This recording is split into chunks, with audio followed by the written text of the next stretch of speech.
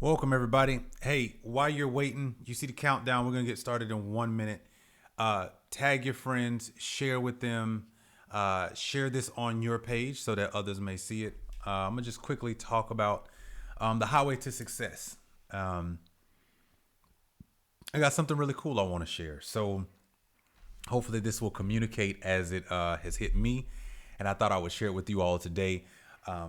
Really appreciate you guys hopping on here. Hope you're having a great Thursday. I'm sure whatever it is that you are doing, we're going to get started in about 35 seconds. I want to talk about the highway to success, and I'll give you kind of some context once we get ready to get started here. Make sure you share with your friends if you're watching this on a replay. Hey, make sure you share this as well. Give me your thoughts. We're going to get started here in just a few seconds here. Welcome to a Thursday all over the world. We're going to get started here in a moment. All right. Well, welcome, everybody. Hey, make sure you share with your friends. I'm actually going to get ready to get started. My name is Chris Williams. I have a YouTube channel, The World According to Chris. You can go there. You can subscribe. But today, things are kind of crazy all over the place right now. And yesterday I was driving back home with my wife from Atlanta, and something just kind of struck me as we were talking, and I thought I would share it with you. So if you're watching the replay, welcome. Thank you for checking out my Facebook page. You're probably watching this on my Facebook page or my YouTube channel. But what I wanted to do was be able to kind of talk to you and just share with you really quickly some ideas that just kind of hit me. And I realized, all of us are kind of on our own highway to success, right? We're all headed there. And I think a lot of times, though, what happens is we get hung up. We get off too early, right? So I'm driving on my way from Atlanta yesterday, and I'm just seeing all these exits, right? Passing all these different exits, right? But in my mind, I've only got one exit that I'm getting off on, which is the one that takes me home. That's my path to success. But that doesn't mean that there aren't a whole bunch of other options along the way where I can get stuck, detour, end up, wherever. And so I want you to kind of think about, as you're on your life's journey, when you've been traveling throughout this life, you have your path of success. You know what it is, whatever it is you're trying to achieve. You're starting that business. You've got a goal in mind corporately for whatever job you have. You got a monetary goal of, if I hit this amount of money. But there's all these different opportunities to get off this path that you chose, right? For many different reasons. So I want to cover about 4 different ones that I've noticed that people get off the exit a little too early. And so that's the question I have today. Where did you get off at? Because you were on a path to success. Something you picked a moment, you saw something, you had a vision, you started out the year and you said, you know what, I'm going to do X. Maybe it was your weight loss goal. You said you were going to lose those 35 pounds. And somewhere you got off too early, right? Some of us had a monetary goal, and we said, when I hit this amount of money with my business, or, I want to have this amount in savings, or I want to have this so I could go here. Whatever it was, you had a success goal coming into 2020 in mind. You had a highway to success. And I'm just begging the question, where did you get off at? The first place I think many people have gotten off at is they got disappointed somewhere. It's the first exit you might have got off of. You got off too early because you got disappointed. One of the interesting things about being disappointed is that that's a part of life. You're going to be disappointed all of your life. You'll be disappointed by yourself or disappointed within yourself. You'll be disappointed with friends, family, spouses, kids, your job, your boss. You're going to be disappointed a lot in your life. But what happens is that we get off on this exit and it's early in our highway to success, right? We get off at disappointment so fast because somewhere in the back of our brain we assumed we're not going to get disappointed. But yet we know that we will disappoint people, right? And we will drop the ball and we will fall short. But yet when it happens to us, whatever we dreamed of getting to that real exit of success, the real place where we had set that goal at, for some reason we think we're not going to, have disappointment. And so we get off too early, and then everyone around us is asking questions at that point. You've had that happen, right? You set a goal, you set an intention, you start telling everybody, and then somebody somewhere about 3-4 months in, 6 months later, somebody goes, hey, you said you was losing 35 pounds. Where you at right now? And then we make excuses. Oh, well, I started that and things got busy and okay, so you let disappointment get in the way. You let one cheeseburger that you ate when you weren't supposed to be the reason that you never get back on the highway to success, to losing your goal. Really? One cheeseburger, one fry, one whatever it is, right? One weekend where you kind of let go with your food, management, and now that one weekend is where you got stuck, and that has determined the rest of your year for whatever. And I'm just using weight loss as an example. It could be money, it could be whatever, right? It could be in your relationship. But you let that one thing, because you got disappointed, you let that be the place where you get off too early. And you never got back on the highway to success. Whatever your success goal was, you just never got back to it. So I find that to be very, very interesting. And so my advice to you would be, listen, you're going to get disappointed. You're going to be disappointed in yourself, and others are going to disappoint you. But you cannot get off at that exit and think, I can still make my goal. You can't. Disappointment is a part of the highway. It's kind of like a pothole in the road. You don't stop the car just because you hit a pothole. You keep going because you're on the highway, right? Everybody's driving fast. Everybody's trying to get there. You don't stop in the middle of the highway because you hit something. So when you get off on this exit, and if you're off on this exit right now, and maybe you're having an awareness moment, like I need to get back on what I was on, you are in control of that. There's a lot of things that you can't control in life, but you can control your actions. You can control what you choose to put your focus on. So don't get off on the exit of disappointment. The second one that I think a lot of people get off on too early is rejection, right? We feel we get rejected, and rejection becomes the somewhat of a real anchor. We build houses around rejection. We build whole emotional walls around rejection. We build states of being, mental blockages, because somebody rejected us for whatever the case may be. And you can hear it in the language, that we end up using, with ourselves, with others, right? Oh, well, why didn't that work out? Well, my business partner, just kind of flailed out, and I never really went back to that business. Really? So because of that person, you got off on the exit because you got rejected because they didn't see it the same way you did, and you just never got it done. That means that's the exit you will forever live by. And that means also you always live with the what if, right? So when we think about this exit of rejection, you got to ask yourself a couple of questions. Was it worth me getting off right here, right now, at that time? The second question you got to ask yourself is, okay, if I hadn't gotten off the exit, how much further would I be? If I had gone past this moment, where might I have ended up? And for a lot of people, rejection isn't something that just happened. It's from years ago we got rejected. And we basically make a vow off this exit. That's the crazy thing about this exit. We make vows to ourselves, inner vows. You might have heard of this notion of like, what inner vows have you made that might be actually contributing to what you're experiencing in your life right now, right? So if I have an inner vow of I will never let somebody do that to me again, the other side of that might mean you'll never let nobody close to you so that you can feel love, or that you'll never let somebody be in business with you that close again, so that you'll never know what it's like to have a professional, profitable business with a business partner. Because you made this internal vow when that one thing that one time happened to you, you made an internal vow that is now driving you off the exit to your highway to success, right? So, your gym shut down because of COVID-19. So you feel like, well, if the gym ain't, well, then maybe it's just not in the cards for me. Really? So you let the building and the equipment be the rejection, and so you chose to not take care of you.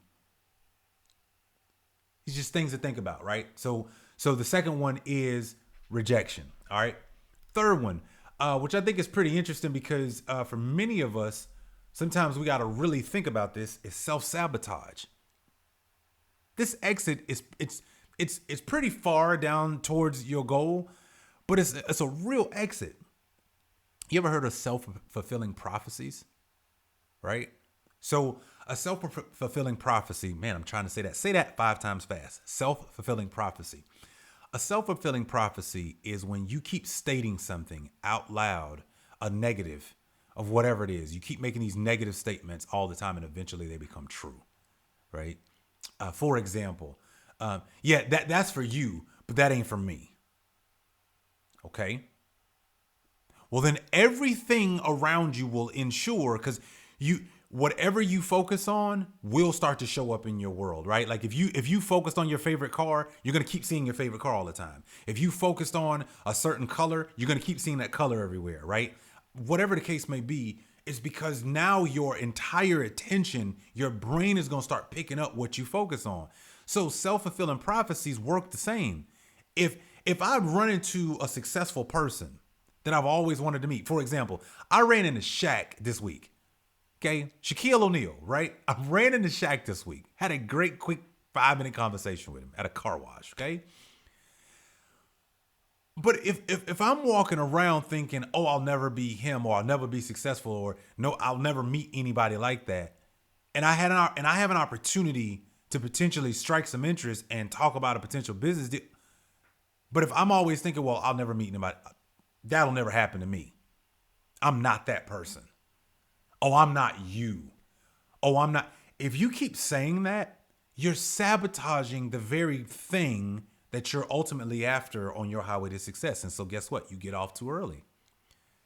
And whatever you have is exactly what you've spoken and what you've allowed yourself to be exposed to.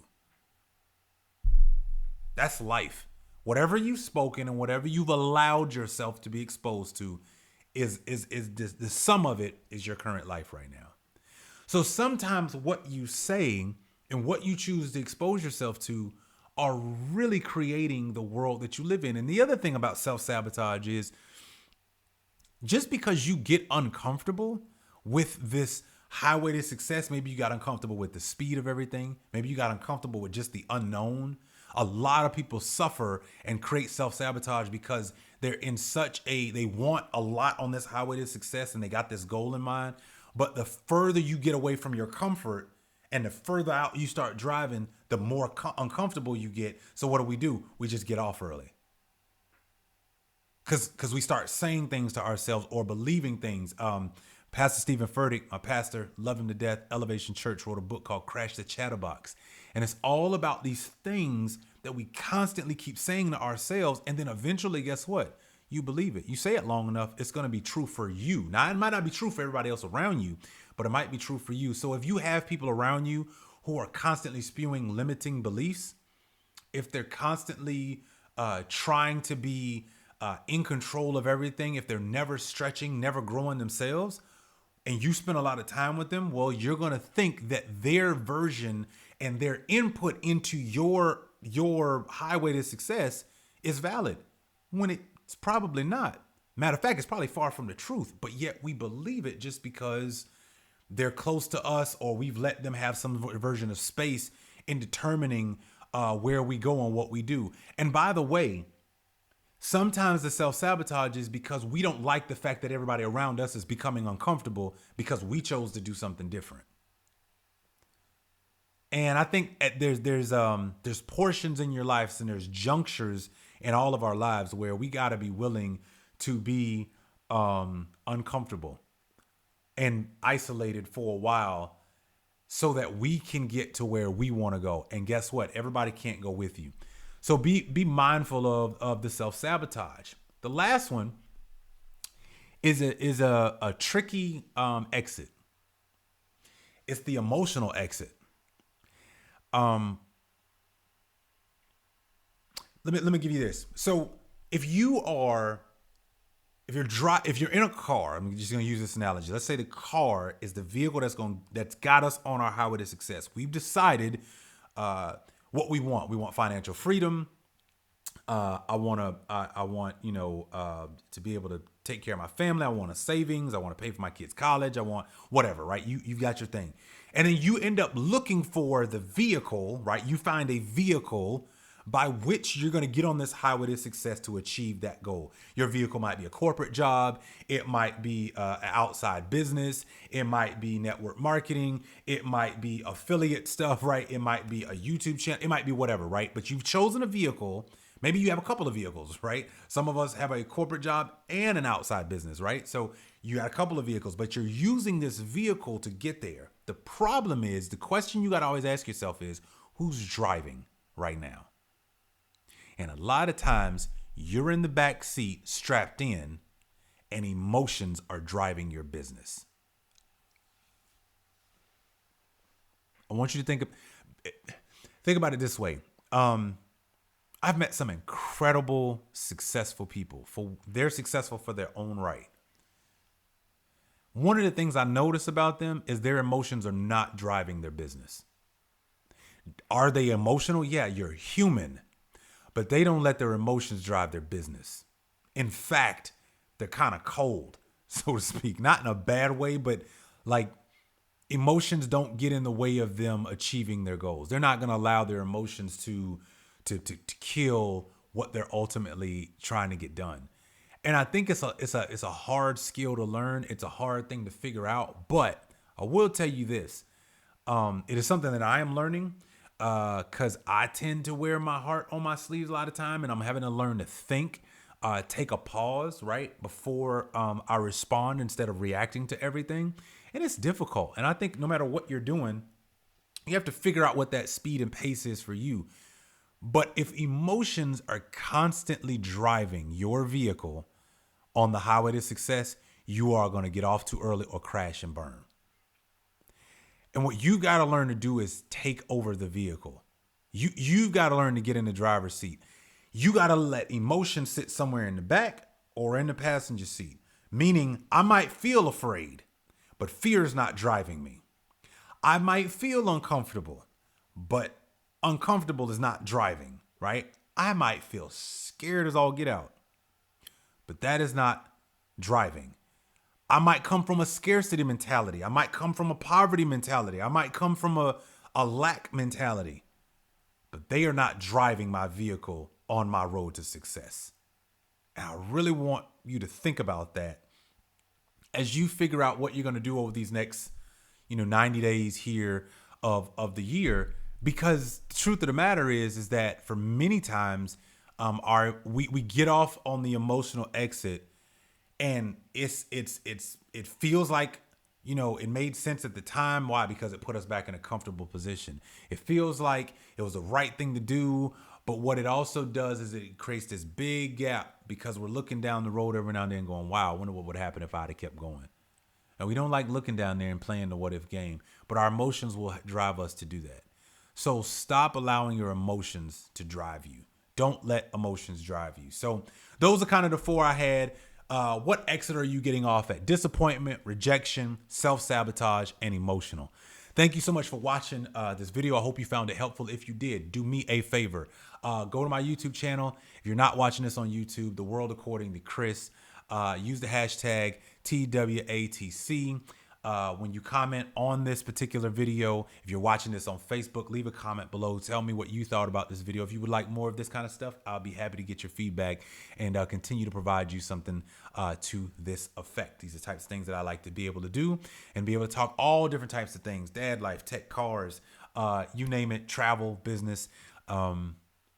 Really good stuff. So yesterday, again, as I was driving, I just thought this was something cool. Make sure that you share this, put this on you can find me on Instagram and Facebook and YouTube as well. Thank you so much for watching. I hope you all have a great, incredible day. This has been The World According to Chris. Have a good one, everybody.